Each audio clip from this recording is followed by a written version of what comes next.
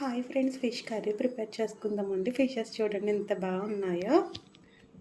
పసుపు, ఉప్పు, కారం, అల్లం వెల్లుల్లి పేస్ట్ వేసుకుందామండి. బాగా మిక్స్ చేసేసుకుని ఒక అరగంట ఫిషెస్ పక్కన పెట్టేసుకుని ఆనియన్స్ అన్నీ కట్ చేసుకొచ్చేద్దామండి. ఆనియన్స్ కట్ చేసి మిక్సీ అయితే పట్టేసుకున్నానండి. ముందుగా స్టవ్ వెలిగించి బాండి పెట్టి పచ్చిమిర్చి, కరివేపాకు వేగిపోయిందండి. మిక్సీ పట్టుకుని ఆనియన్ వేసేసుకుందాము. రుచికి సరిపడినంత ఉప్పు అయితే వేస్తానండి.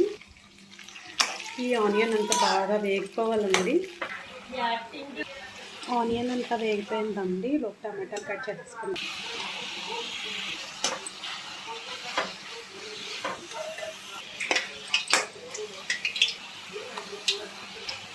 అల్లం వెల్లుల్లి పేస్ట్, పసుపు, కారం అంతా వేగిపోయింది. ఫిష్ ముక్కలు వేసుకోవాలి.